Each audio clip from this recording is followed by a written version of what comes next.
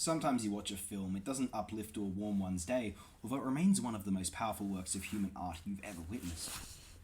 During the film, as you watch Lee Do-yong's The Spinning Wheel, aka spinning the tales of cruelty towards women, one does not enjoy watching what is happening in this film, yet by the time that it is over, they, certainly I, couldn't deny that the film is a masterpiece, honestly and bravely depicting the tremendous suffering of a widow in 15th century Korea. Powerfully, heartbreakingly portrayed by Won Mi-kyung, the spinning wheel makes apparent the abject suffering which could be most tragically normalized throughout a woman's life. The Spinning Wheel is different from other historical period pieces you might view. This is not a grand baroque or stylized piece of high monetized glamour. Instead, it is staged as though a contemporary human drama might have been staged, with intimacy, a closeness of the players within the frame, and emphasis on smaller, emotional moments. Typically, it is common for a more gritty or realistic contemporary film drama to depict the world as candid and unromantic, whereas a period piece might be glossy, large-scale, or even idyllic, aesthetically refined to the point of being unreal. What we have instead is something akin to brutal modern dramas taking place in a historical setting, generating a realism to the cultural memory of dynastic Korean life. As a result, The Spinning Wheel was apparently controversial upon its initial release. Some critics insisted that it reduced their nation's history to hierarchical cruelty. I find that view to be narrow-minded.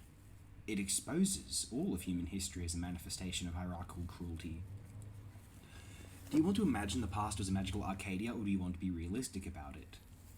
Sometimes I think a film feels honest and sincere, and other times not even me, but others could find it inflammatory and or provocative.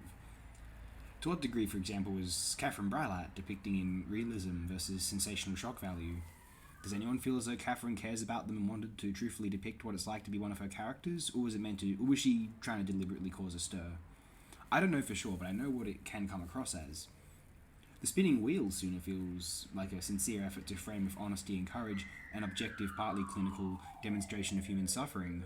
Gee, I'm in trouble apparently. I'm not even sure what siren that is. It isn't trying to find an identity for its audience's reaction. The horror depicted in this film is something we subconsciously, inevitably, know is taking place around the world, and especially through human history. The film is a noble reminder of what our privileges and luxuries in modern life are protecting us against.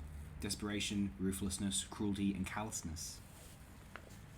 To be educational, to be honest, is not the same thing as being provocative. Again, I'll reiterate that I don't necessarily feel that Cat Breilat is merely being provocative with features such as Fat Girl, but I know she has been accused of that, and I vaguely understand why, whereas I would not remotely agree that The Spinning Wheel, for example, could be at all needlessly provocative, or even provocative. It is simply depicting what plausibly happened. Enough individuals within South Korea agreed that this film was a monumental achievement in the art form, and so submitted it as South Korea's entry for the Academy Award for Best Foreign Language Film. It wasn't accepted, which is odd, considering it is overtly superior to, seems overtly superior to the nonsense which was accepted. I've barely heard of these films. It's amazing how the canon of great international film classics changes over time. I find it very hard to believe that the films Dangerous Moves, Beyond the Walls, Camila, Double Feature, and Wartime Romance would be superior at all, in my opinion, to The Spinning Wheel. Now, this is not an easy film to recommend. You have to know what you're getting into, and be interested in chronicling the most powerful works of human art, regardless of whether they make one feel euphoric or miserable. Fortunately, this is one film for this program which one can easily access. I'll link it in the description, The Kindness of the Korean Film Archive on YouTube. An extremely superbly directed film, beautifully shot and framed, its consistent utilization of film language, zooms, focus, blocking, serves to emphasize the complicated multi-layered cruelty of the protagonist's cold existence. What will happen next? What do these people think? How does she feel around this person? Why did they do that? The camera is always ready to reveal information about the widow's world, operating with lifelike realism, never punctured with walls of exposition, banal monologuing, or dated melodrama. A masterpiece, one of the 10 best films ever discussed on FOTD. If I had all the money in the world, carte blanche budgets to make whatever and as many films as I wanted, I'd still be doubtful I could compose a film, even with expansive resources, superior to Lee Do-yong's work on 1984's Spinning the Tale of Cruelty Towards Women. By the way, thanks everyone for their continued support of this channel. Not unsubscribing is extraordinarily nice of everyone. Thanks all for forgiving the abject lunacy which is occasionally expressed, and I hope today for you is the best day of your life.